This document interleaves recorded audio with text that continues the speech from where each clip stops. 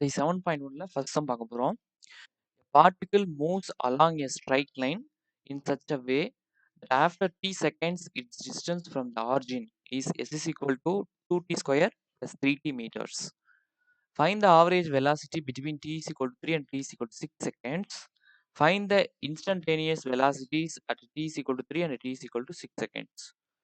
ஆதி புள்ளியிலிருந்து t வினாடிகளுக்கு பிறகு ஒரு துகள் உள்ள தூரத்தின் அளவு s is equal to 2t square plus 3t metre என்னும் நேர்கோட்டில் துகள் நகர்கிறது. t equal to 3 மற்றும் t equal to 6 வினாடிகளுக்கு இடையே உள்ள சராசரி திசைவேகம் என்ன? t equal to 3 மற்றும் t equal to 6 வினாடிகளுக்கு இடையே உள்ள கனப்பொழுது திசைவேகம் என்ன? இதான் question. So s of t என்ன கொடுத்துருக்காங்க அப்படின்னா 2t ஸ்கொயர் ப்ளஸ் 3t கொடுத்துருக்காங்க. ஃபர்ஸ்ட் நம்ம என்ன கண்டுபிடிக்கணும்னா ஆவரேஜ் வெலாசிட்டி கண்டுபிடிக்கணும். சரியா?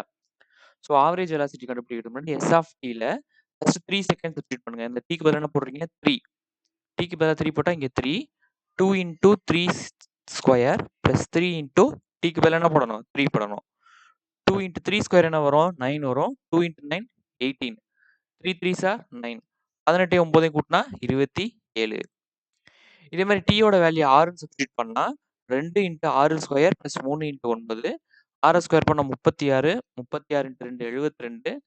அதே மாதிரி 3 இன்ட்டு 16 18. 72 18 கூட்டினா 90. ஸோ நம்மள சராசரி திசைவேகம் ஆவரேஜ் வெலாசிட்டி என்னன்னு கேட்குறாங்க.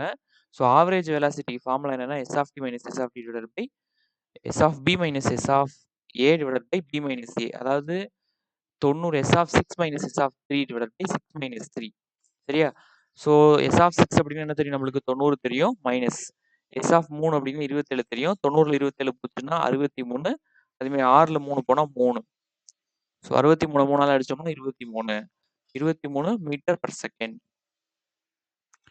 இதே மாதிரி செகண்ட்ஸ் என்ன கேட்டிருக்காங்கன்னா கனப்பொழுது திசைவேகம் என்னன்னு கேட்டிருக்காங்க. அதாவது இன்ஸ்டன்டேனியஸ் வெலாசிட்டி என்னன்னு கேட்குறாங்க. ஸோ எஸ் ஆஃப் டி அப்படிங்கிறது என்ன? 2t ஸ்கொயர் ப்ளஸ் 3t தானே. இதோட டிஃபரன்ஷியேட் பண்ணுங்க. எஸ் ஆஃப் டி டிஃபரன்ஷியேட் பண்ணால் s dash of t. 2t square differentiate பண்ணால் 4t. எப்படின்னா பவரில் இருக்கலையா 2 அது முன்னாடி இறங்கி வந்துடும். முன்னாடி இறங்கி வந்து பவரில் ஒன்று ரெடியூஸ் ஆயிரும். ஆல்ரெடி ஒரு 2 இங்கே இருக்கா? 2 இன்ட்டு 2 என்ன வரும்? 4. சரியா? 4t ப்ளஸ் அதே மாதிரி 3t டிஃபரன்ஷியேட் பண்ணும்போது 3. ஸோ இன்ஸ்டன்டேனியஸ் வெலாசிட்டி அப்படி பார்த்தீங்கன்னா t is equal to 3ல் S dash of 3 is equal to 4 into டிக்கு வேலை என்ன போடணும்? 3 ப்ளஸ் 3. 4 3 எவ்வளவு? 12 ப்ளஸ் 3. 12 ப்ளஸ் 3 என்ன வரும்? 15 மீட்டர் செகண்ட். அதே மாதிரி instantaneous velocity T is equal to 6ல இதே மாதிரி தான் S dash of T is equal to 4t plus 3 இருக்கு இல்லையா? இங்கே டிக்கு பதிலாக 6 போடணும். 6 போட்டிங்கன்னா 4 into 6 plus 3. 4 6 24 plus 3. So 27 metre per second தான் ஆன்சர்.